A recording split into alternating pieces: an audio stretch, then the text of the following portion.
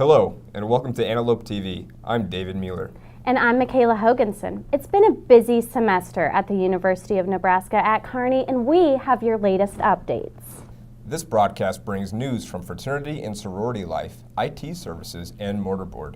We also feature an art form trending across UNK and the country. We begin with the King of Hearts pageant hosted last Thursday by Alpha Phi. David was on the scene.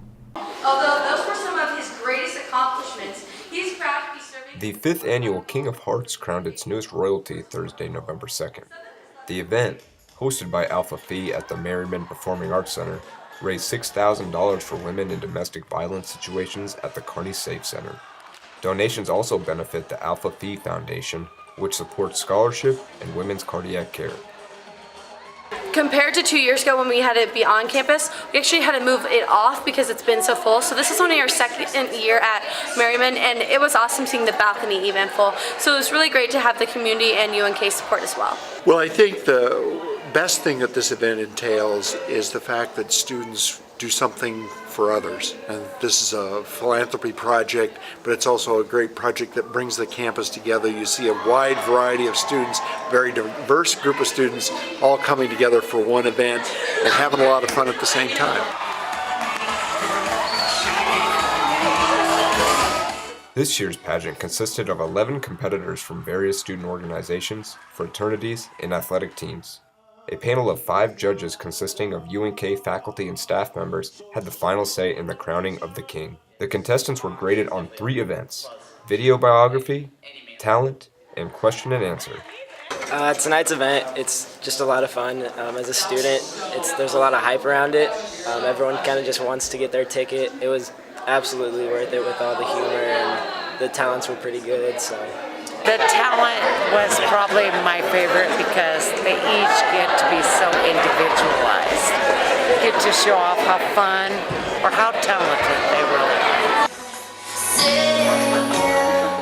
Jacob Curry, a sophomore from Sigma Phi Epsilon, won over the hearts of the judges and crowd with his sense of humor. I'm pretty good at talking to people, so I pretended the crowd was just one body of a person, and I just told them a really intimate and embarrassing story about myself, so it was a good way to open up to people. As of this year, King of Hearts has now raised approximately $22,000 since first starting in 2013. The 11 contestants put on quite a show for the audience members in attendance. It was a fun evening. Yeah, a lot of people attended it, didn't they? Yeah. Oh. With finals week fast approaching, several students plan to attend a stress relief workshop last Wednesday. But when I showed up, this is what I found. A stress relief workshop was canceled last minute in the Nebraska Student Union Wednesday evening. The ironic part, it left many students even more stressed out than they were before. Students were drawn to the workshop in the hopes that they would take something away from it that would help them finish the semester strong. I honestly just wanted one of those cool stress balls. It's been a while since I've had one. I was promised a stress ball. Yeah, I thought we were gonna make them or something. I'm into making stuff, and I wanted to make a stress ball. Blake shares his feelings of betrayal after showing up to an empty room. We were coming to just kind of talk about methods to kind of take the edge off of college life, because it is stressful.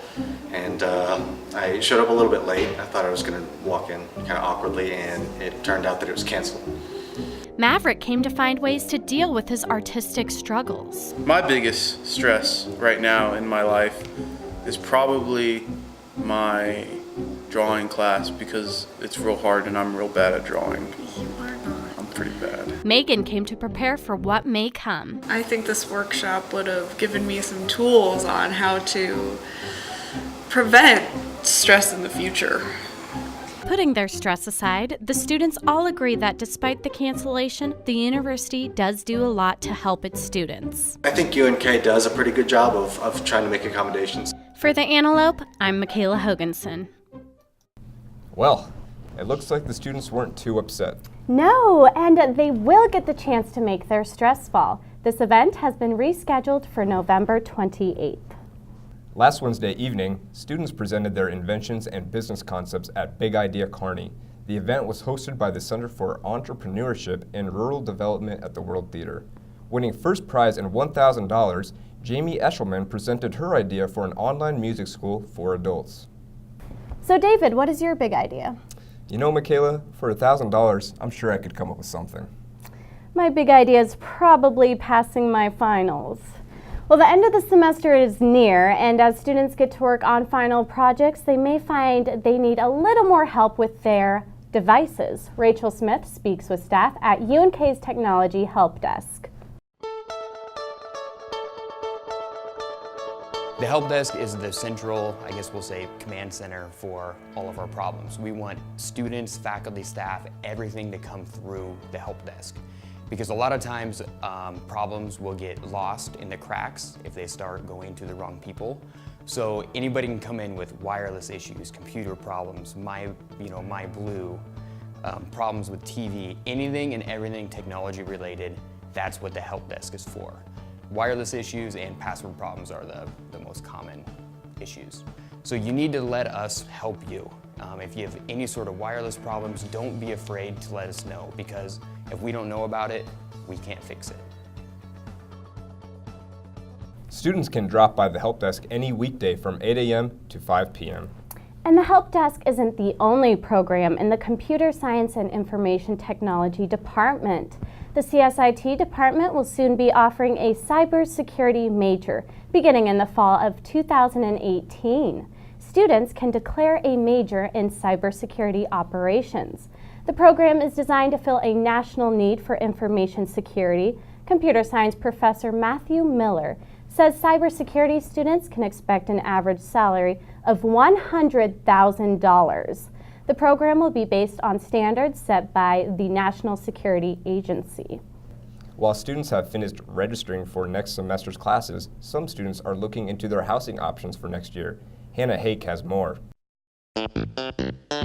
The UNK Campus Housing hosted a Taste of Housing event to give freshmen a view of what on-campus housing options are available to them next year. I feel like this is important for students so then they can actually come and see firsthand the different styles and suites are available here at UNK, especially when they're first timers.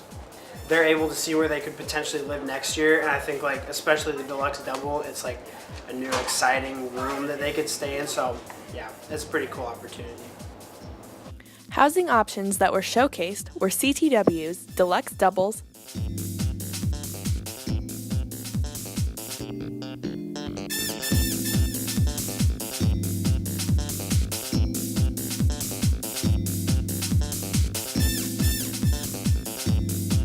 small singles,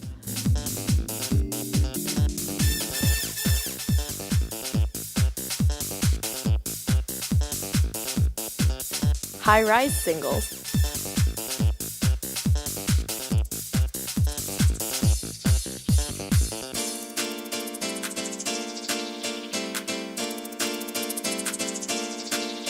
and Antelope Hall's 4-person suite.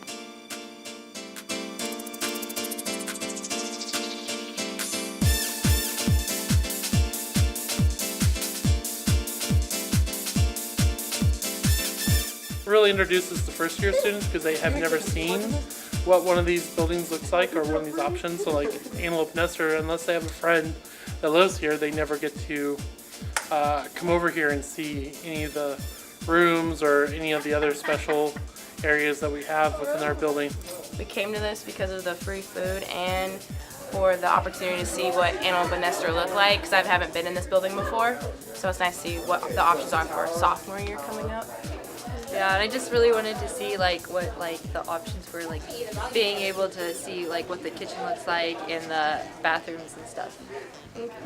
The housing application for returning students for the 2018-2019 academic year is now available via students' MyBlue accounts. I like living on campus because it's close to all the classes.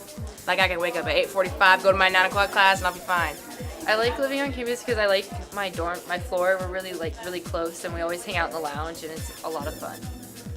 For any questions, contact the Office of Residence Life at 308-865-8519. For students who plan to live on campus next year, the housing application is now open. Mortarboard, a senior honor society, works to promote scholarship, leadership, and service across campus. Rachel Earhart speaks with several members of the organization. Mortarboard is a national senior honor society that's on 231 campuses in our nation. We have about 30 members in our Mortarboard at UNK. These members represent all different parts of campus. We have members who are athletes, members who are in Greek life, and members who do student research. We promote scholarship, leadership, and service, and those are the 3 pillars of Mortarboard. So I am the vice president for Mortarboard, which is a really fun position to have. What I get to do is basically help all of the committees with their event planning. So we do a lot of different events on campus, whether it be with faculty or just with students in general. Not only do we focus on academics, but we also focus on service and leadership. So with that, we read to elementary students. We also do campus cleanup, but it's not just when we're doing Mortarboard activities. It's throughout. It's every day of our lives because we share similar values of scholarship, leadership, and service. We are going to hold the door open for people. We're going to pick up trash when needed. We're going to step up when needed. And it's not just going to be when needed, it's going to be all the time. And that's what Mortarboard is. It's an organization who goes above and beyond the call to action, and that's why I'm very proud to be a part of Mortarboard. Members of Mortarboard not only push themselves, but they push others to be the best that they can be. We're really surrounded by awesome individuals, and I think that's really great. So we really want to push each other and be the best we can be, not only individually, but as an organization. As a member of the National Mortarboard Association, the UNK chapter has received a Gold Torch Award, the highest national award, 15 of the past 16 years. Speaking of a Gold Torch, the UNK Alumni Association created a Gold Torch Society as an opportunity for alums to mentor college women. Sydney Norris has more. This past weekend, 25 college women were chosen out of 35 total to be a part of Gold Torch Society. Gold Torch Society brings women of all walks together in a mentorship. It gets hard. Life is hard, right? Sometimes. And so we're here to light each other's torch and to help each other on our way. Be good to each other, mentor each other, and just build each other up, because that's what we should be doing. And that's what would make this world a great place instead of tear each other down, right? Help each other light our torches. The students were paired with a UNK alumni woman of the same career field. So this is Johanna, and she was an LED major, changed to PE, K-12, and still kind of figuring out if she wants to go urban, if she wants to be rural, if she wants to be really close to her family. But I know whatever she does, she's going to be amazing, and I'm so glad I got to meet her and be part of your journey. Good luck. Over the 2 days, there were speakers, roundtables, and laughter as the women mentored each other and learned life advice. I sent a thank you for the interview. I wrote a poem that I put on the inside of a Godfather's pizza box. I said it needed to be delivered at lunch. And I said, I want you to put in black olives, hire Lisa. And you know, the guy that interviewed me the first time, he said, this is pretty good, Lisa, you know, and Herman ended up going with the guy that was 10 years older than me, which didn't surprise me, but at least they got me up there a little bit. Women interested in joining the Gold Torch Society can apply each spring semester. Turning our attention now to a national trend, glassblowing has become a popular art form. Students here at Kearney have had the opportunity to create their own pieces. I spoke with several of the students and Professor Stephen Ramsey. My name is Stephen Ramsey. I'm an assistant professor of glass and sculpture. I've been blowing glass for 40 years. The process is really unique. It's very immediate.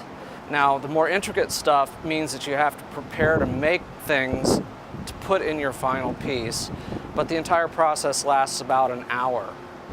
We buy our glass already melted, which is a lot more economical in terms of energy, and it speeds things up, and you don't have to wait for all the bubbles to go away. So our furnaces stay at just under 2,000 degrees.